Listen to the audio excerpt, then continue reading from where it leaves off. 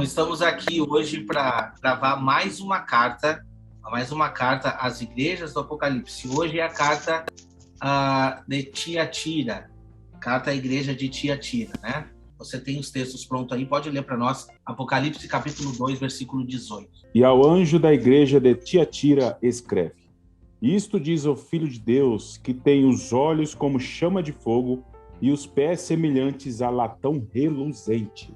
É a mesma referência, né, irmão, que já que traz a respeito do sumo sacerdote. Tem alguma outra passagem bíblica aí que ele se apresenta com olhos de fogo também? Tem Daniel, e eu também coloquei aqui uma menção do Salmo 11, verso 4, que os olhos do Senhor estão atentos, provando os seus filhos. E quando a gente percebe esses olhos como chama de fogo, esse fogo está associado com a aprovação que o Senhor, né, estará realizando aí para cada um de nós, provando seus filhos.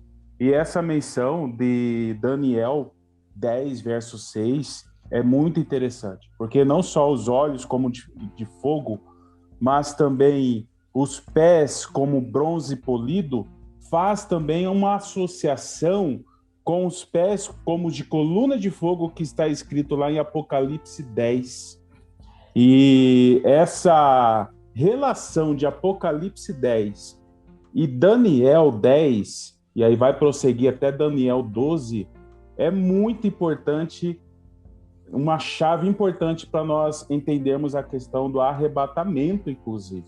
Tanto é que o anjo que se encontra em Apocalipse 10 e o mesmo anjo de Daniel realizam os mesmos gestos semelhantes. Eles levantam a mão para o céu e juram por aquele que vive eternamente. Só que as falas são diferentes. A fala do anjo de Apocalipse 10 remete ao sétimo anjo que tocará a trombeta, a sétima trombeta, e cumprir-se-á o mistério de Deus. E o anjo lá em Apocalipse 12 vai falar que depois de um tempo, tempos e metade de um tempo, vai acontecer as maravilhas que Daniel perguntou para ele. E uma das maravilhas é a ressurreição dos santos. Então, importante essas conexões, só na identificação de Jesus aí para a igreja de Tiatira. Enquanto o irmão falava, irmão Ricardo, eu lembrei do texto de Paulo, 1 Coríntios 4 e 5. Portanto, não julguem nada antes da hora devida. Esperem até que o Senhor venha, né, com os olhos como chama de fogo. Esperem até que ele venha e ele trará à luz o que está oculto nas trevas e manifestará as intenções no coração. E nessa ocasião, na volta de Jesus, cada um receberá de Deus a sua aprovação. E esse texto é muito conectado com Hebreus, capítulo 4, versos 12 a 13, que a palavra de Deus, em Apocalipse 19, quando Jesus está voltando, ele é chamado de a palavra de Deus. E em Hebreus 4, versos 12 a 13, está escrito que a palavra de Deus é viva e eficaz, mais penetrante do que espada alguma de dois gumes, e penetra até o ponto de dividir alma e espírito, juntas e medulas, e julga os pensamentos e intenções do coração. Tudo a ver com esse texto de 1 Coríntios 4 e 5 que lemos.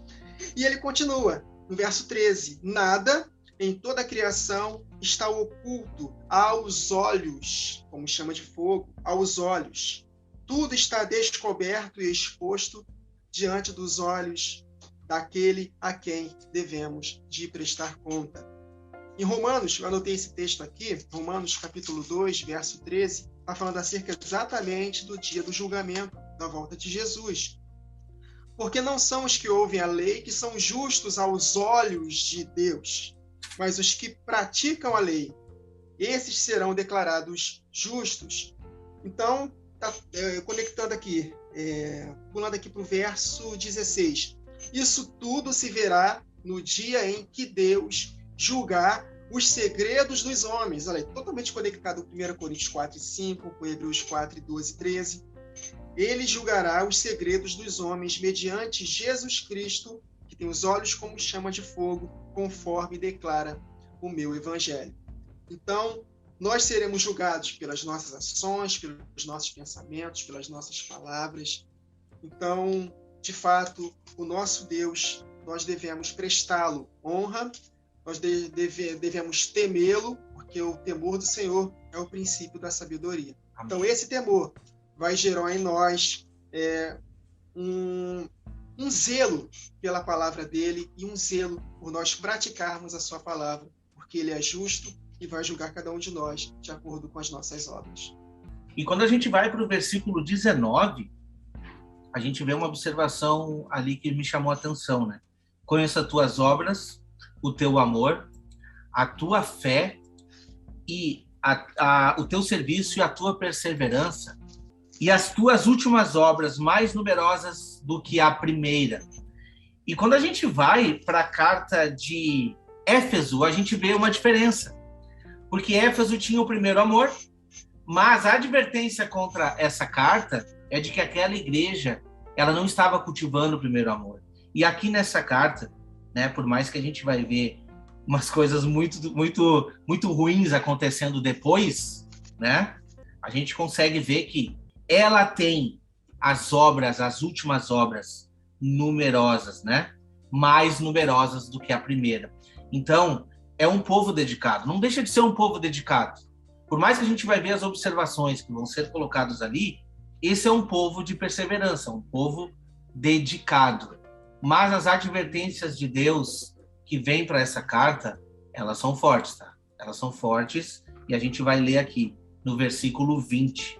Eu vou ler um pouquinho mais do que o versículo 20 para a gente conseguir colocar os pontos. Tenho, porém, contra ti o tolerares que essa mulher Jezabel, que a si mesma se declara profetiza, não somente ensine, mas induza e seduza os meus servos a praticarem a prostituição e a comerem coisas sacrificadas aos ídolos. Dei-lhe tempo para que se arrependesse, e ela, todavia, não quer arrepender-se da sua prostituição. Vou segurar esses 2 versículos aqui para a gente detalhar quem era Jezabel. Irmão Ricardo, quem era Jezabel? Traz para nós aí.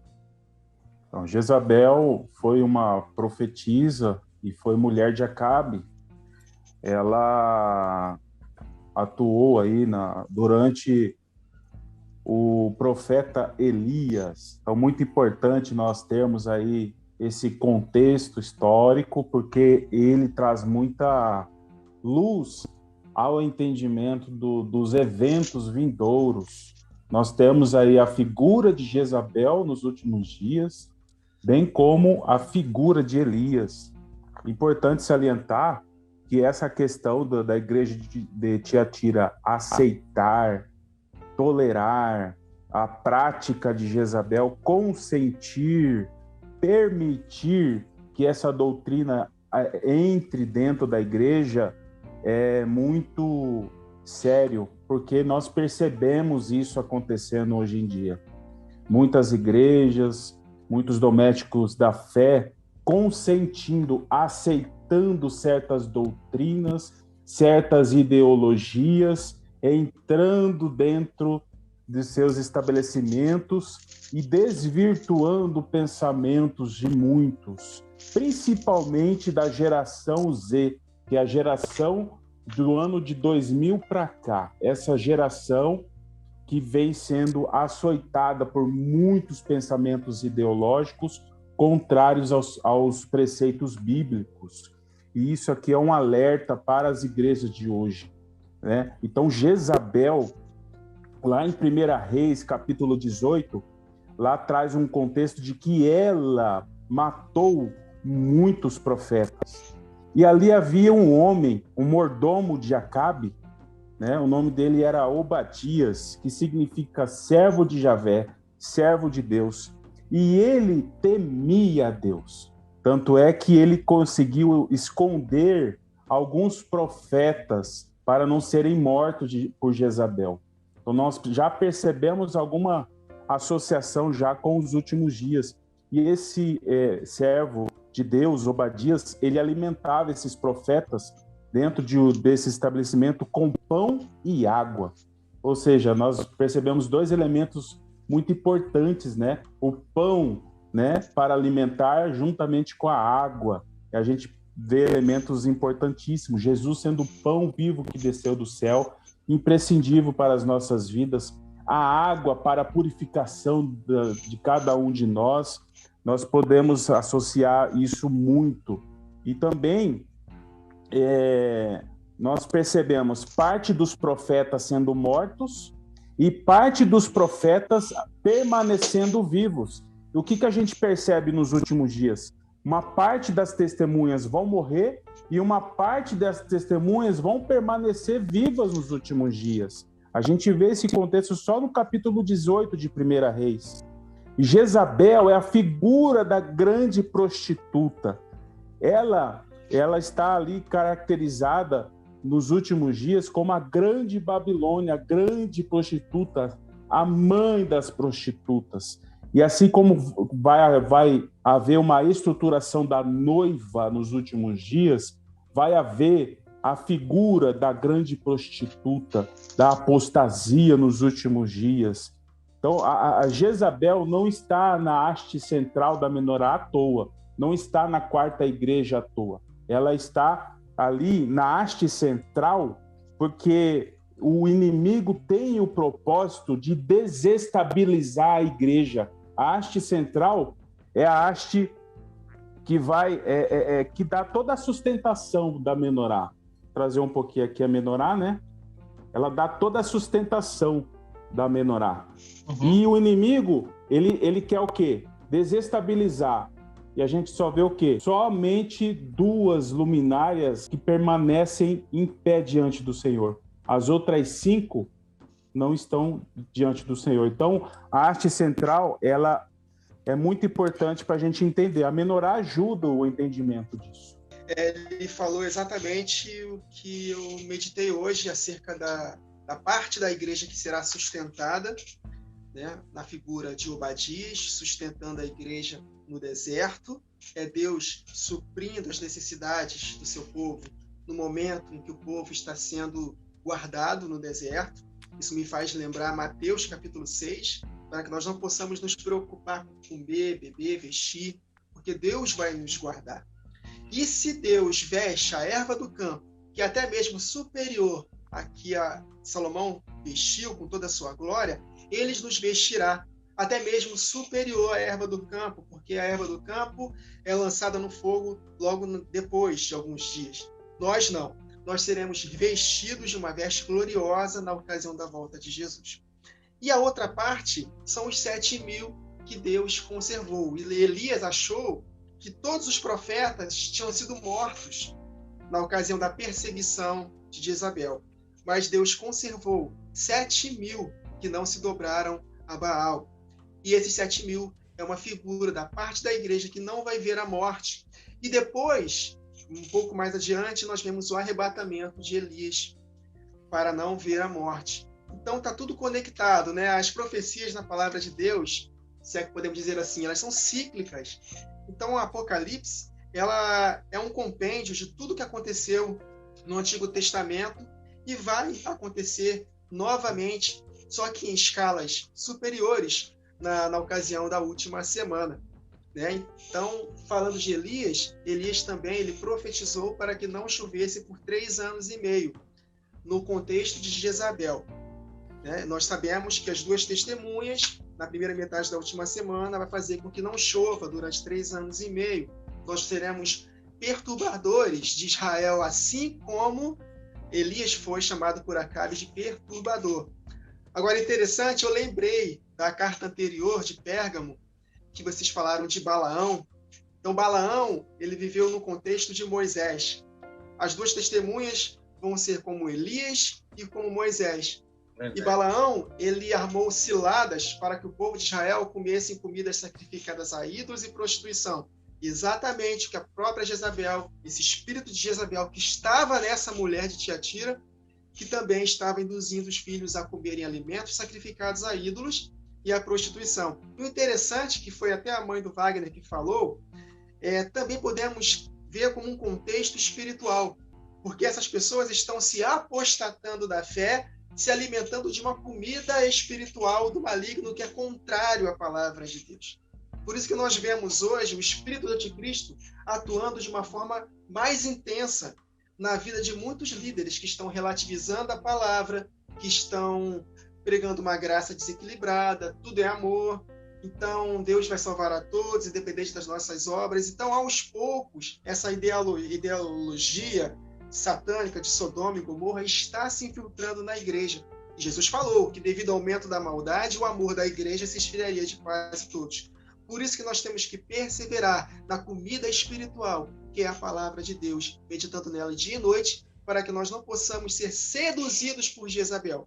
Porque vai haver muita sedução. Jesus falou isso em Mateus 24, que muitos se levantarão e enganarão, farão tão grandes sinais que enganariam até mesmo os escolhidos. Então nós devemos tomar muito cuidado, pedir muito discernimento de espírito, se envolver com a palavra de todo o coração e permitir que o Espírito da Verdade nos guie em toda a verdade, para que não sejamos seduzidos, porque Jesus falou, tendo como base os profetas, de que o amor da igreja vai se esfriar de quase todos. Essa é a apostasia. Então devemos tomar muito cuidado.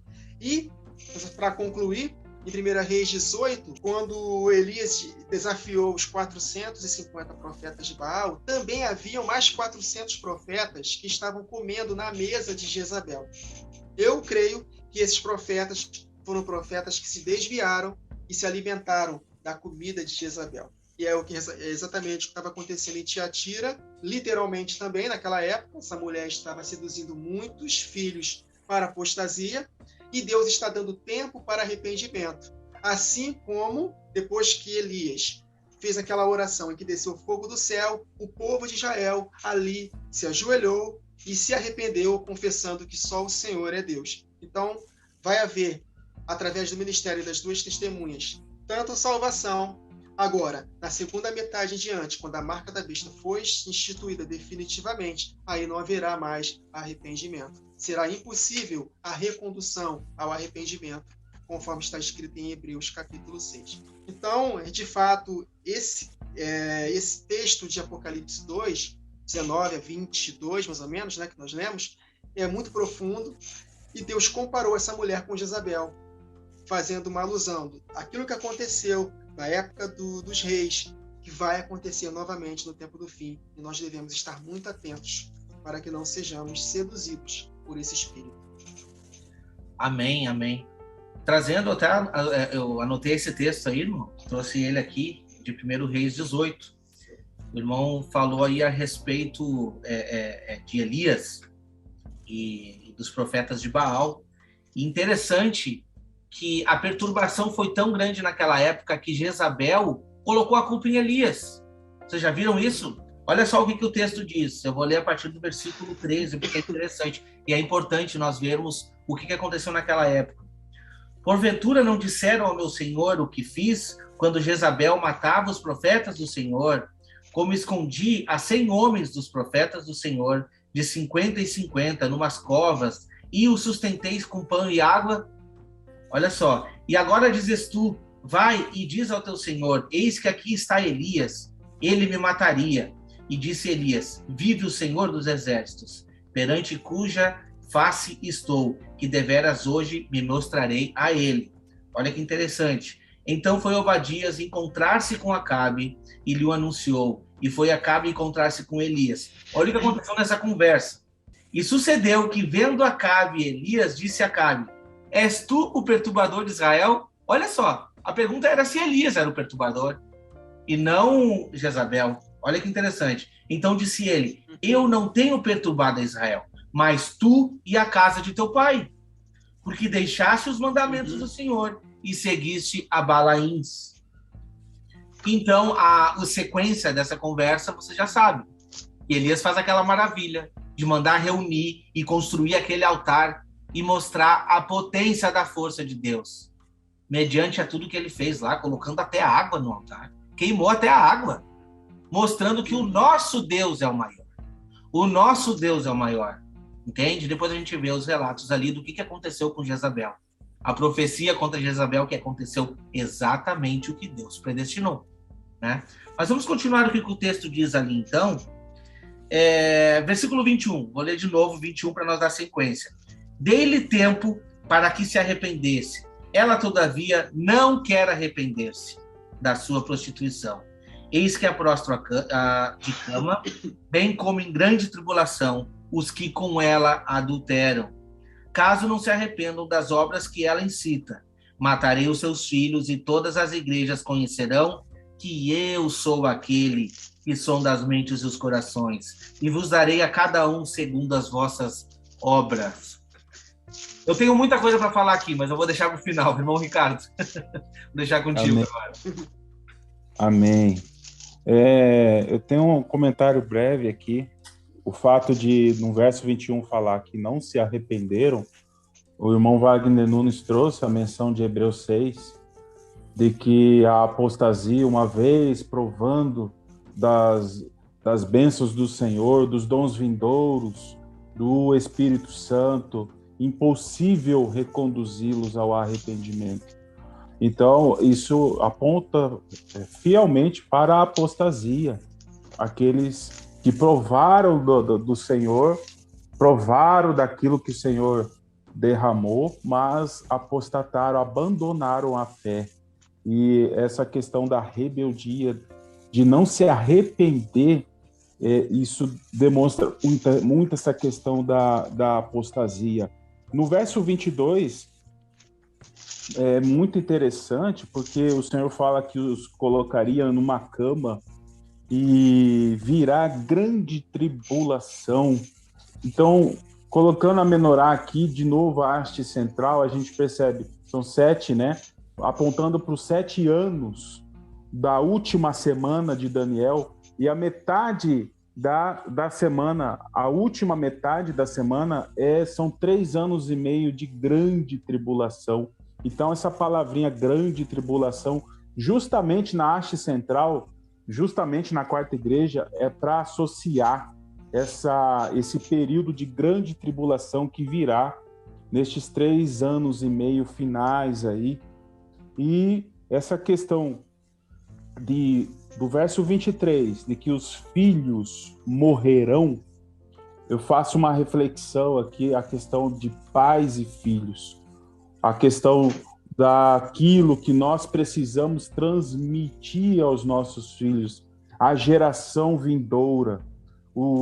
A gente percebe com essa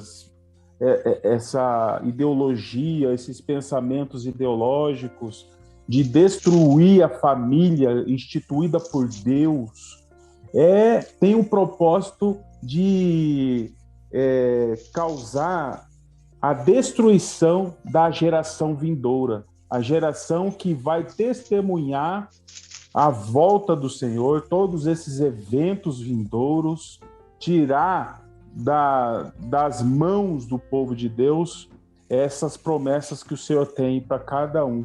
E por isso que fala da morte dos filhos para estes que estão apostatando, que estão realizando obras contrários ao que o Senhor determinou, né? E eu lembrei uma citação de Leonard Ravenhill, que ele diz assim: a geração de pregadores, destes pregadores, são responsáveis pela geração de pecadores. Então, essa geração atual é fruto de gerações passadas que deixaram de transmitir fielmente a palavra do Senhor. Muito forte isso.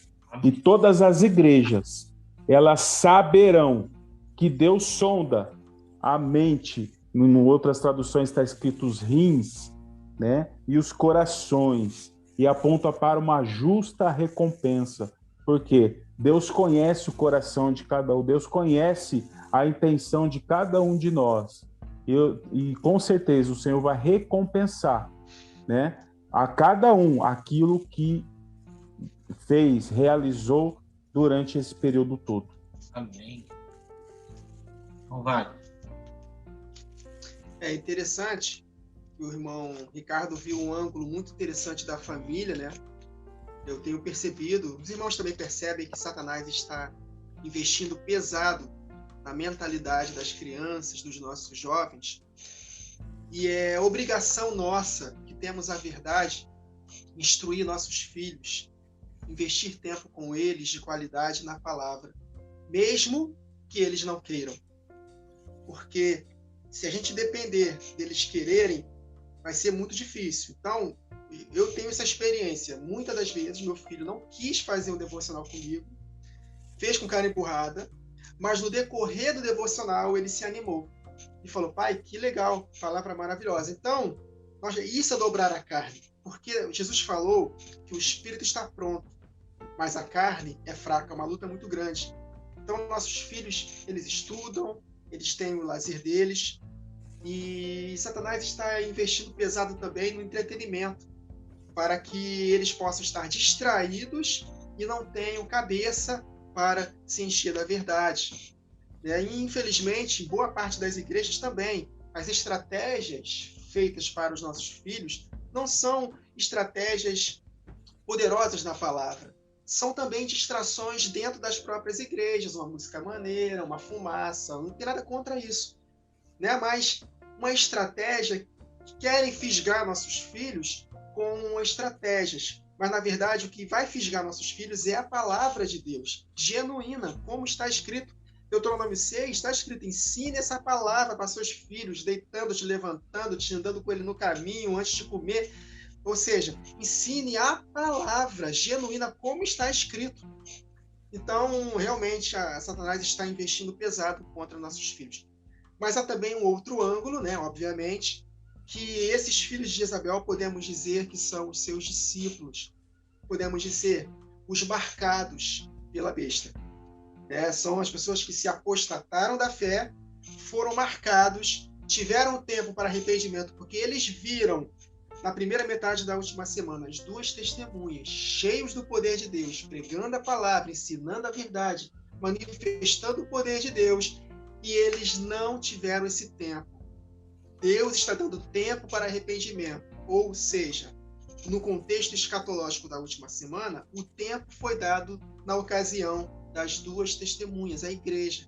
Então, o tempo é esse. Ainda que eles estivessem fazendo coisas terríveis, até mesmo se apostataram, na primeira metade da última semana, há uma esperança, porque Deus está dando tempo para arrependimento. Depois que a marca for de fato estabelecida, aí não haverá mais volta. E aí verá o juízo de Deus, porque no próprio decorrer da semana, da última semana, e também da segunda metade em diante, mesmo com a igreja fugindo para o deserto e a outra sendo morta, Deus vai continuar mandando os seus juízos na terra.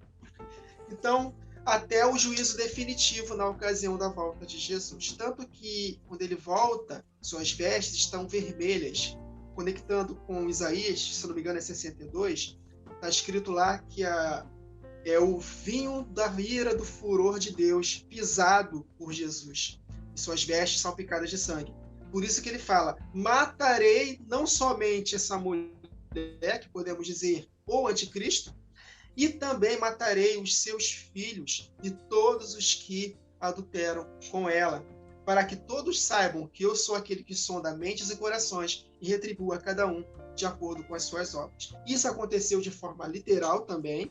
Essa mulher foi punida, provavelmente, a Bíblia não diz se ela se arrependeu, mas provavelmente não se arrependeu, porque Jezabel não se arrependeu.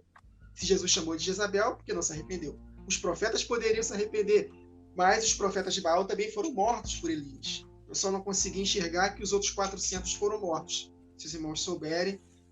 Mas houve, de fato, haverá também os juízos de Deus.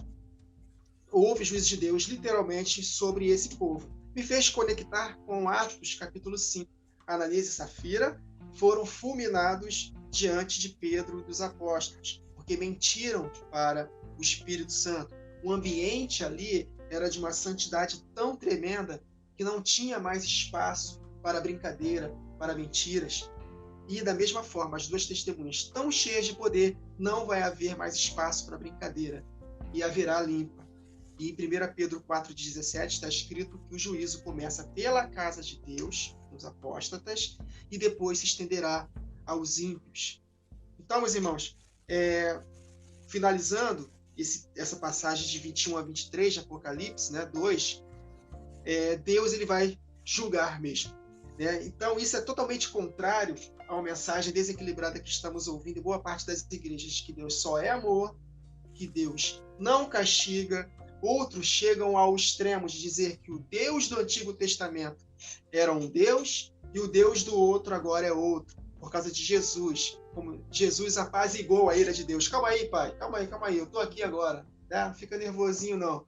Agora é só graça, só bênção. Não castiga mais. Não, meus irmãos. O mesmo Deus, ele não muda. Ele é o mesmo ontem, hoje e será eternamente. Então, por isso que Satanás influencia muita mentalidade das igrejas, pregando essa graça e esse amor desequilibrado. Mas Deus, ele continua o mesmo. O homem semear, ele vai colher. Os que semeiam para a sua carne não vai colher bênção, vai colher morte. E os que semeiam para o Espírito, andando em santidade, obedecendo a Deus, perseverando até o fim, colherão a vida eterna. E Pedro, quando fala na sua carta, se vocês têm por pai a Deus, né, eu estou falando de cabeça aqui, andai com temor no tempo da vossa peregrinação, né, porque esse Deus, ele vai julgar cada um de nós de acordo com as nossas obras. Está em 1 Pedro, se não me engano, é capítulo 4. Então, nós devemos nos portar com temor. Ah, paizinho, te amo. Beleza. Nós podemos chamar nosso Deus de pai, ele é amor, mas também ele é fogo consumidor. Olhos como chama de fogo. Então, nós temos que tomar muito cuidado para não brincarmos com Deus. Então, é necessário o equilíbrio hoje em dia. Nós devemos considerar não somente a bondade de Deus, mas também a sua severidade. E isso gera temor, que é o princípio da sabedoria. Falando nisso, irmão, agora eu vou trazer a minha parte que é a respeito desses textos para a gente avançar, tá? Que é muito forte aqui, o que eu vou trazer. Peço desculpa se alguém se sentiu ofendido, mas a verdade tem que ser dita. E eu vou trazer, tá? Quando eu leio ali, tem, porém, contra ti, tolerais essa mulher Jezabel, que a si mesmo se declara profetiza e não é, e ainda ensine e seduza os meus servos a comerem comidas sacrificadas a ídolos, né, e praticarem prostituição. Eu faço uma conexão com a igreja de onde eu saí, tá? E sinto muito se você está assistindo e se sente ofendido, mas eu vou fazer essa conexão e eu vou falar aqui para você. Quando uma pessoa se declara profetiza e as suas profecias não se concretizam, ela é falsa. Esse é o primeiro ponto. Mas muito mais do que isso, quando essa pessoa se declara profetiza e os ensinamentos nos incitam a interpretações errôneas da palavra de Deus e a fazer coisas que não agradam a Deus, isso se torna muito grave, tá? Infelizmente, isso ocorre dentro da instituição adventista. Eu trago o nome aqui, sem problema nenhum. Se existem pessoas lá dentro que a gente ama, fiquei muito tempo dentro dessa instituição, mas, infelizmente, eles toleram. E essa advertência é para você também. Essa advertência é para você que está dentro dessa instituição. Conheça muito bem essa mulher a quem você segue como profetiza. Como muitos dizem, luz menor. Não é, já passou de ser luz menor dentro da instituição. Porque se a Bíblia não se encaixa dentro das profecias dela, então a Bíblia está desatualizada, sendo que deveria ser o contrário. Eu tenho feito aqui no canal muitos vídeos tentando mostrar as profecias. Meu intuito aqui não é atacar a igreja, muito pelo contrário, a gente preza muito pelas pessoas. Eu estou aqui prezando pelos meus irmãos, porque eu estive aí dentro por muito tempo. Mas o tolerar essa mulher e as profecias errôneas dela, não só a questão de profecia, mas os ensinamentos, sabe? Isso acaba nos atrasando. Isso acaba nos deixando muito além das revelações bíblicas, propriamente dita, tá? E as pessoas se apegam num detalhe, sabe? Que o versículo 24 nos traz aqui, né? As coisas profundas de Satanás. Por quê? Ela se diz ter um anjo relator que revelou tudo para ela. Vocês sabiam disso? Está nos livros dela. O meu anjo relator me disse. E quando a pessoa me perguntou sobre isso uma vez, eu respondi para essa pessoa, eu acredito nela. Quando ela disse que teve um anjo relator, eu acredito profundamente. Agora, da onde que é, eu não sei. Por isso eu aplico esse texto aqui. Essas são as coisas profundas de Satanás. O que te desvirtua da verdade é coisas profundas de Satanás. Sinto muito em te dizer. Pesquise sobre ela. Se você pesquisar, eu costumo dizer assim, se todo adventista lesse os próprios livros dela e comparasse com a palavra de Deus, não ia ter dúvida. Porque a palavra de Deus se explica e mostra que todas aquelas falsas profecias não se cumpriram e nunca, jamais vão se cumprir, porque não tem como se cumprir. Não tem como, biblicamente, não tem como. Então, o que a gente está combatendo aqui não são pessoas, são doutrinas. E o anjo dessa igreja está nos advertindo. Não temos que tolerar essa mulher Jezabel. Não temos que tolerar essa falsa profetisa. Eu digo para você aqui, não temos que tolerar Ellen White. E nenhum outro profeta que se levante exclusivista. Entende?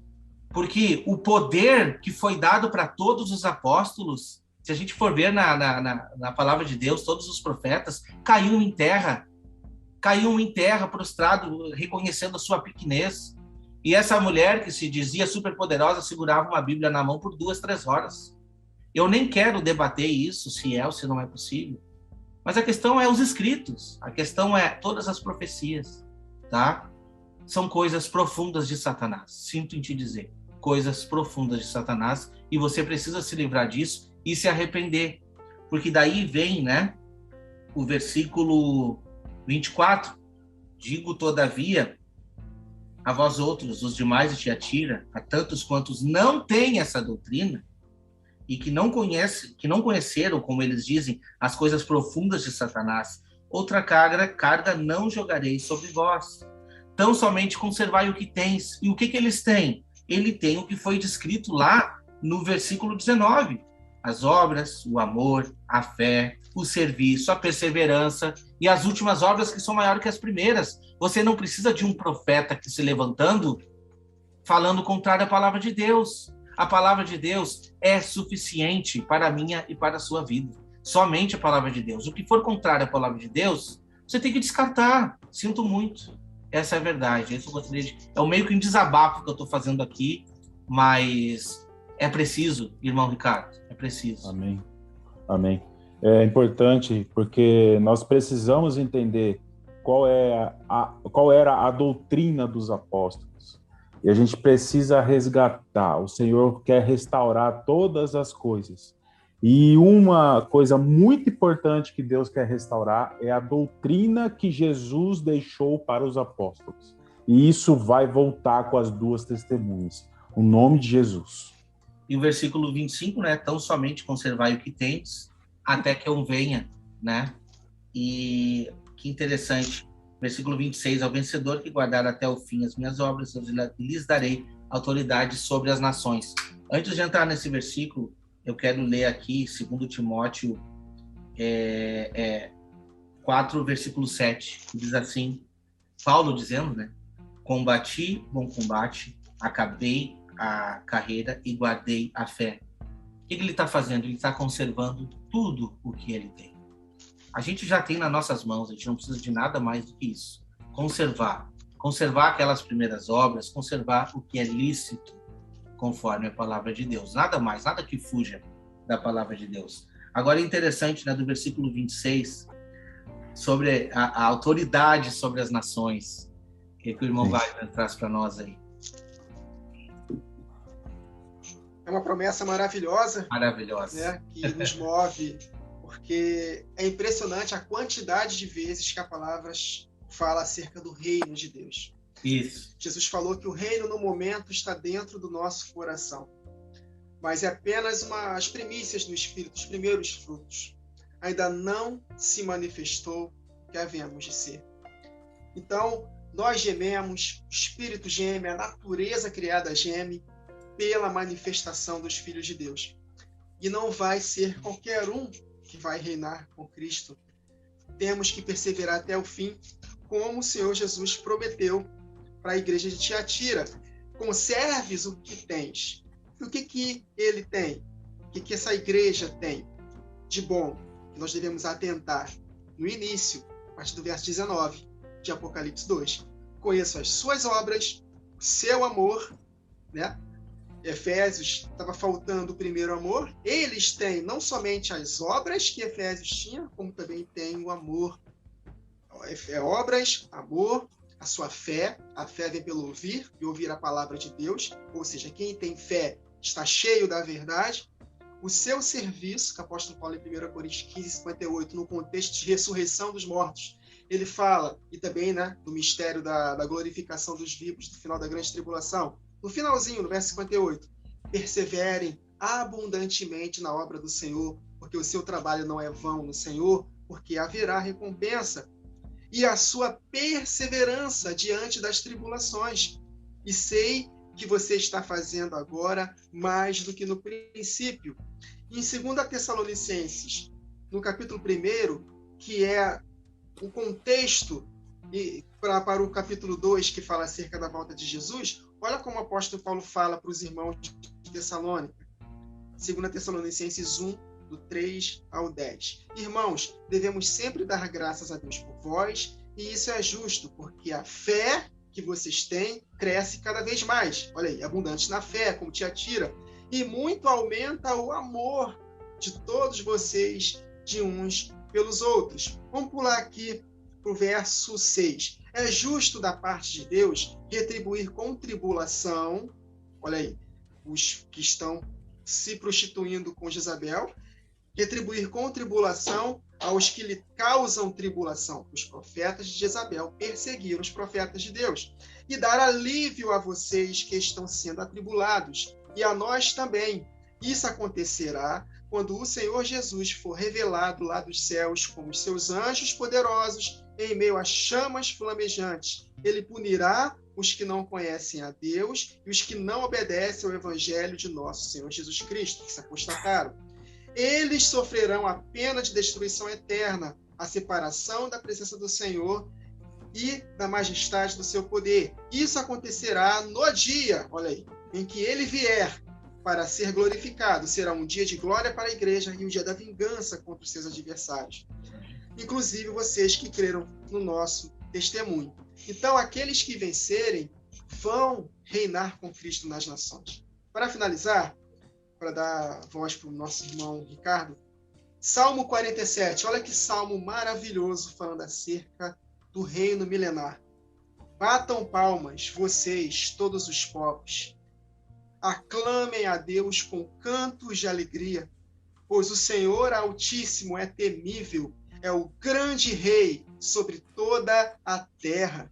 Ele subjugou as nações ao nosso poder, os povos colocou debaixo dos nossos pés. Lembra que o apóstolo fala em Romanos 16 e 20? Em breve, o Deus da paz esmagará Satanás debaixo dos nossos pés. Aleluia. E escolheu para nós a nossa herança, olha aí, a promessa da herança que Deus prometeu para Abraão, para Isaac e Jacó, de possuirmos a terra por herança. O orgulho de Jacó, a quem amou. Deus subiu em meio a gritos de alegria. O Senhor, em meio ao som de trombetas.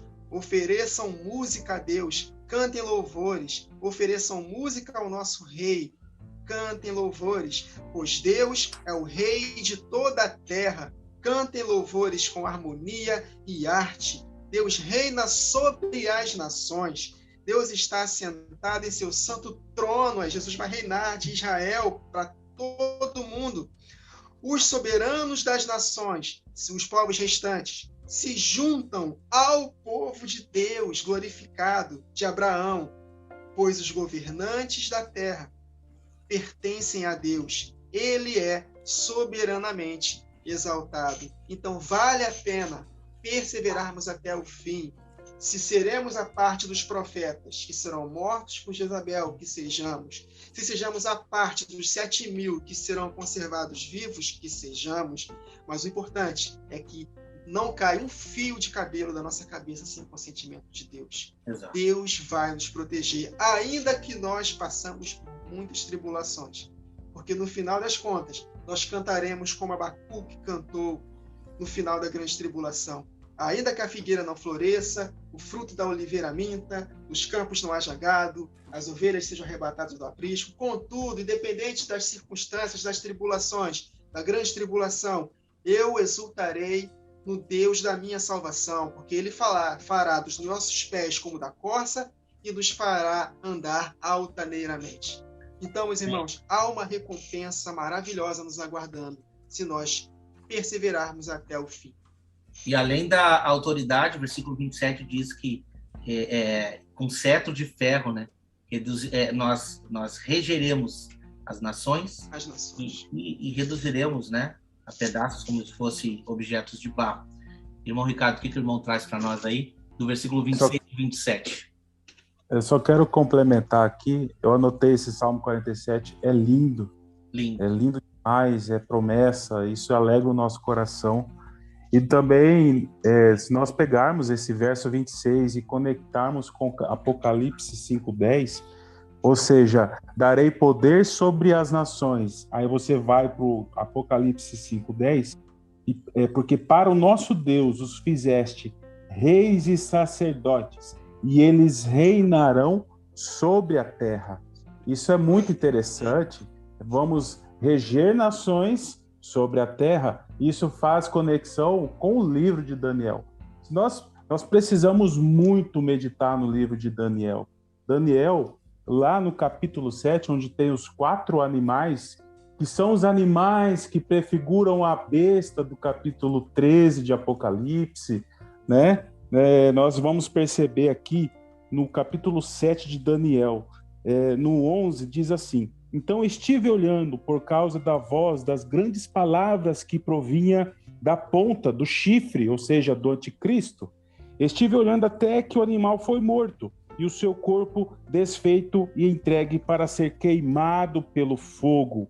E olha só o verso 12. E quanto aos outros animais que eram dominados pela besta, foi-lhes tirado o domínio. Todavia, foi-lhes dada prolongação de vida até certo espaço de tempo. E aí a gente vai ler lá no verso 27 desse mesmo capítulo. Está escrito assim: e o reino, o domínio e a majestade dos reinos debaixo de todo o céu, ou seja, na terra, serão dados ao povo dos santos do Altíssimo. O seu reino será um reino eterno, e todos os governantes o servirão e lhe obedecerão. Então, olha só, conexões incríveis que a gente encontra, né, acerca dessa promessa que está reservada aos santos. Isaías 61, verso 6 diz assim: mas vós sereis chamados sacerdotes do Senhor, e vos chamarão ministros do nosso Deus. Comereis das riquezas das nações, e na sua glória vos gloriareis. Então, a gente encontra aí outros versos, outras passagens bíblicas, né, acerca dessa promessa aí de regência sobre as nações na terra. Louvado seja Deus. Verso 28. E eu lhe darei a mesma autoridade que recebi de meu Pai. Também lhe darei a estrela da manhã. Estou lembrando aqui agora, obrigado, Jesus, que Jesus foi tentado no deserto. Satanás falou para ele: eu te darei todos os reinos deste mundo, porque essa autoridade foi passada para mim, se prostrados me adorares. Jesus entendia que o reino pertenceria a ele, mas não naquele momento. Quando ele estava conversando com Pilatos, Pilatos falou: tu és rei? Aí Jesus: para isso eu nasci. Só que Pilatos, ele achou que era naquele momento. Só que Jesus, ele entendia que por causa da alegria proposta, ele tinha que primeiramente suportar a cruz. E a mesma autoridade que Adão perdeu, Jesus recuperou. E nós vamos dominar sobre os peixes do mar, sobre as aves do céu, sobre os animais, porque nós vamos deixar essa terra aqui com Cristo um paraíso. O jardim do Éden será restabelecido. Então nós receberemos a autoridade juntamente com Jesus na ocasião da sua volta. E ele venceu Satanás, dizendo: está escrito. Por quê? Porque ele contemplava a eternidade. Da mesma forma, nós nós precisamos perseverar adorando ao nosso Deus, e adorar a Deus é adorar em espírito e verdade. Em espírito é através do Espírito Santo, e pela verdade, que é a palavra de Deus. Nós precisamos continuar adorando somente a Deus para que nós possamos possuir essa autoridade que Adão perdeu e que reinaremos com Cristo. E a estrela da manhã eu consigo enxergar o próprio Senhor Jesus. Em Lucas capítulo 11, o escritor Lucas falou o seguinte, do relato lá de Jesus. Qual filho que pedindo um pão, o pai lhe dará pedra? Né? Aí ele vai e fala, se vós sendo os maus, sabe dar coisas boas aos vossos filhos, quanto mais o vosso Pai Celestial vos dará o Espírito Santo a quem pedir. A estrela da manhã é o próprio Senhor Jesus. É o Espírito eterno que estará conosco para sempre. A presença, nele tem a presença do Pai. O Pai que preenche todos os lugares. Lembra do salmista, no Salmo 139? Se suba aos céus, tu estás lá. Se eu faço a minha cama no Sheol, lá tu estás também. Então, essa estrela da manhã é a presença do Senhor Jesus para todo sempre conosco. E essa é a nossa luz da aurora, a luz do justo, que vai brilhando mais e mais, até plena claridade do dia. E essa claridade do dia é o dia em que o Senhor Jesus voltará e nos recompensará. E nós viveremos na sua presença, em delícias perpétuas, meus irmãos. Vou até ser redundante aqui. Delícias perpétuas para todo sempre com Ele. Então, por causa da alegria proposta, Jesus suportou a cruz. Da mesma forma, alegrai-vos no Senhor. Outra vez vos digo, alegrai-vos. O apóstolo Paulo escreveu isso quando estava preso. Então, alegrem-se no Senhor. Exultem no Deus da salvação de vocês. Porque a presença dele nos satisfaz. E quando de fato ele se manifestar, nós receberemos a estrela da manhã e a autoridade sobre todas as nações, sobre toda a criação, juntamente. Então, vale a pena, meus irmãos, mais uma vez, vale a pena. O intuito dessa série de Apocalipse é para que nós possamos nos preparar para o que virá. Provavelmente, nós participaremos da última semana. Se não, nossos filhos participarão. Então, nós precisamos, mais do que nunca, desde já, alimentar essa esperança no coração daqueles que forem nos ouvir. Quem tem ouvidos, tanto que ele termina aqui no verso 29, quem tem ouvidos, ouça o que o Espírito diz às igrejas. Então, para cada igreja, há uma promessa de vitória. E essas vitórias não são conquistas para esta vida agora. São conquistas para a ocasião da volta de Jesus. Por isso que nós devemos amar a vinda de Jesus. Por causa dessa alegria proposta, nós suportamos a nossa cruz, assim como Jesus suportou a cruz, para que nós possamos alcançar a verdadeira vida. Então, amém. Essa é a nossa alegria. E é isso que tem que estar no coração do fiel remanescente. Amém, irmão. O versículo 29 que o irmão trouxe, né? Quem tem ouvidos, ouça o que o Espírito diz às igrejas. Será que a gente não consegue tirar nada daqui? Com certeza. A própria série que o irmão está trazendo, a série de João, está explicando maravilhosamente quanto a isso. O versículo 18 apresenta. Essas coisas diz quem? O Filho de Deus. Ué, mas o versículo 29 nos diz. Quem tem ouvidos diz o que o Espírito diz às igrejas. Quem tem ouvidos, ouça o que o Espírito diz às igrejas. Tem alguma coisa mais clara do que isso para você, irmão Wagner? Para mim, não. Nenhuma. O Espírito é Jesus Cristo. Ele é o Espírito. Entende? Eu sei, talvez você aí em casa esteja um pouco confuso. Como assim? Não entendi muito bem. Normal, porque, infelizmente, as igrejas de hoje em dia não ensinam. Mas a gente vai esquadrinhar ainda esse ponto aqui. O irmão Wagner, no canal dele, está trazendo uma série maravilhosa sobre o Espírito Santo. Não perca. Irmão Ricardo, suas considerações finais sobre esses últimos versos. Pode trazer, nós temos tempo tranquilo aqui. Pode falar. Tranquilo. Amém. Amém. Quero só agradecer aí por esse estudo. E esses últimos versos eu estive refletindo a questão da estrela da manhã. Me fez lembrar de Daniel, novamente, o livro de Daniel, né? No capítulo 12, no verso 3, diz que os entendidos resplandecerão como resplendor do firmamento, e os que a muitos ensinam a justiça refulgirão como as estrelas, sempre e eternamente. E isso é muito lindo, né? Quando nós buscamos o Senhor, o entendimento, buscamos ensinar aqueles que estão do nosso lado, nós temos que ter muita humildade, né? Muita diligência, muito cuidado, porque é a palavra de Deus que precisa edificar vidas. E a promessa para aqueles que buscam esse entendimento, eles vão reluzir como estrelas eternamente. Então nós temos essa promessa de receber do Senhor a estrela da alva, e também faz outras conexões. O próprio Jesus declara em Apocalipse 22:6 que ele é a resplandecente estrela da manhã, aquele que emite a luz para todos. E também faz conexão, faz lembrar de que Lúcifer, né, ele tem ali uma palavra de Isaías 14:12, como caíste do céu, ó estrela da manhã. Ali a palavra no original é Iléu, ou seja, uma luz menor, uma luz que ela refletia de uma luz fonte. Ou seja, Jesus é a estrela da manhã resplandecente, e Lúcifer era a estrela menor no início da criação. E essa estrela menor queria ocupar o lugar do Altíssimo, e ele foi precipitado. E olha só que interessante, para a gente poder refletir. Lá em Zacarias 13,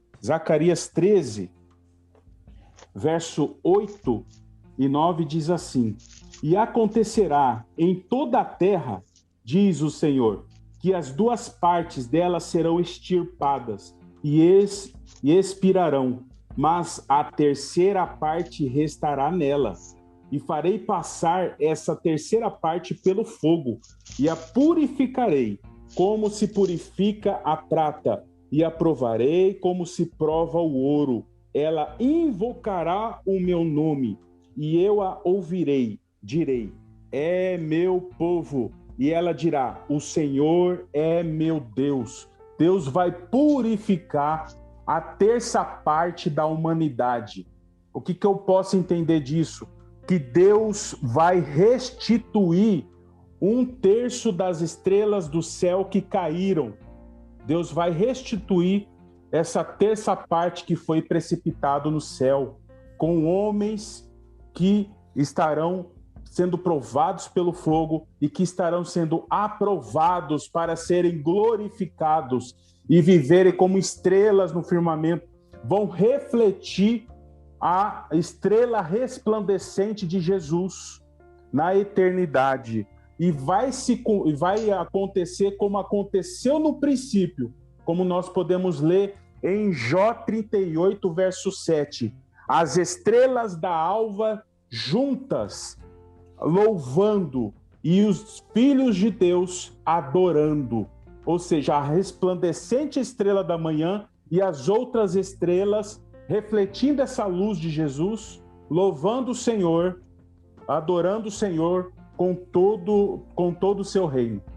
Vamos lá, Apocalipse 2 e 3, falando das 7 igrejas, nós devemos meditar na parte que as igrejas são elogiadas, com exceção de Laodiceia, e perseverarmos em fazer o que Deus está pedindo para continuarem a fazer. O elogio do Senhor Jesus para essas igrejas. Se nós não estamos fazendo o que elas estão fazendo de bom, nós devemos fazer. E atentar para não fazer o que elas estão fazendo de errado, com exceção dos 2 luminares, né? A segunda e a penúltima igreja, Esmirna e Filadélfia, para que nós possamos pegar todo o contexto das 7 igrejas. Porque essas 7 lâmpadas só serão acesas se nós fizermos o que o Senhor elogia e nos arrependermos se estivermos fazendo o que o Senhor detesta, o que o Senhor está falando para que eles não façam. E juntar tudo para que possamos, de fato, unidos desse mesmo Espírito, brilharmos como estrela. Então, eu encerro, né, falando dessa forma. Foi o que o Espírito Santo falou comigo. Nós precisamos atentar para as 7 igrejas. Não são igrejas históricas, não são. Embora elas foram escolhidas na época de Jesus, como 7 igrejas, mas nós sabemos que não existiam só 7 igrejas na época. Ele escolheu 7 para representar a plenitude da igreja, para representar que essa igreja unida estaria na última semana de Daniel, que são de 7 anos. Então, nós precisamos atentar para todas essas igrejas, as partes boas, as partes ruins, e nós nos ajustarmos para que nós possamos, de fato, aos poucos, estarmos ascendendo até o ápice para que Deus possa, de fato, nos usar. Ele só vai usar, de fato, só vai derramar na segunda parte das últimas chuvas, que é o grande avivamento, quando, de fato, as 7 lâmpadas estiverem alinhadas. As partes boas fazendo, as partes ruins abandonando, e aí sim, juntos, nós estaremos prontos para experimentarmos desse grande derramar. Então, nós precisamos, desde já, atentar muito para o que o Senhor Jesus falou para essas 7 igrejas, que representa a plenitude da igreja, principalmente, especialmente, na ocasião da última semana. Exatamente.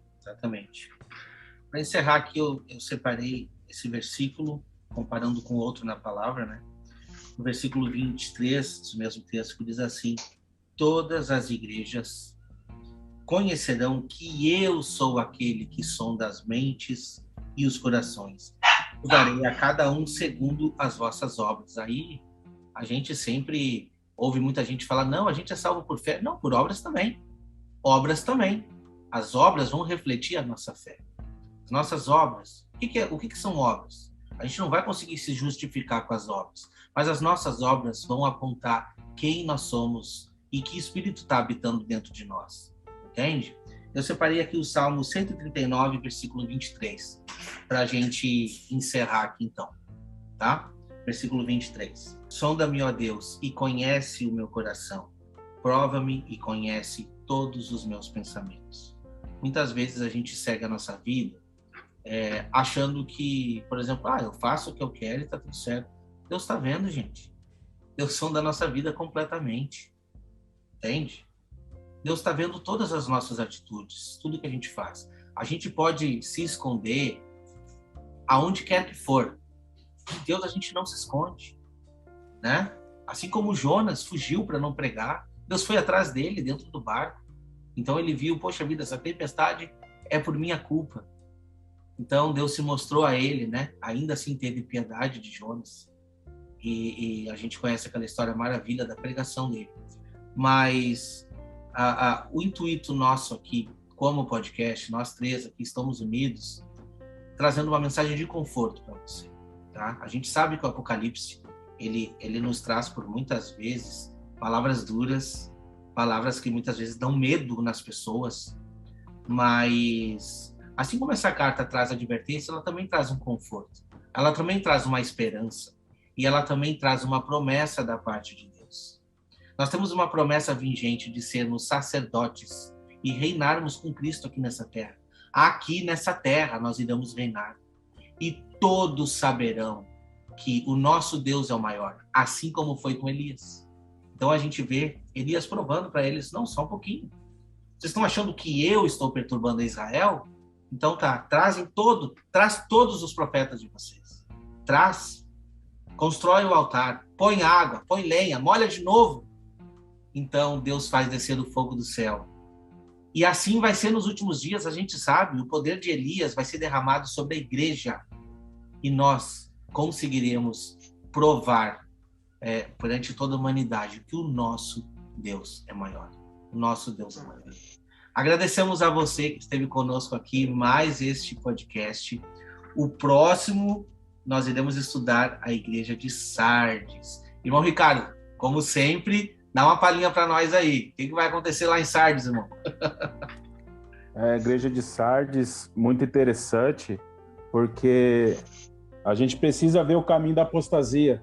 Você vê que, esfriando o amor de muitos, como aconteceu em Éfeso, o trono de Satanás é estabelecido em Pérgamo, as profundezas de Satanás para desestabilizar a igreja acontece em Tiatira, que a gente viu hoje, e na igreja de Sardes a gente vê uma igreja sem quase nada de característica boa, ou seja, você vê a apostasia já aprofundando, infiltrada, já manipulando e dominando totalmente. Isso a gente vai ver mais detalhadamente aí, muito interessante. Exatamente. Não percam, nós iremos estudar aqui, então, a carta da igreja de Sardes, tá? Convido vocês a estar aqui presente novamente, meu irmão Wagner, meu irmão Ricardo, que a gente possa retornar em nome do Senhor para mais uma gravação no próximo episódio. Não se esqueça de se inscrever no canal, se inscreva já no canal do irmão Wagner Nunes. Agora o irmão Wagner também está compartilhando, né, o podcast no seu canal. Irmão Ricardo, já falei, vou repetir. Ative aquele canal lá para a gente começar a botar mensagem lá também. Deus abençoe a todos, tá? E que tenham todos um ótimo final de semana e que possamos retornar na próxima semana com saúde e com sabedoria. Até mais.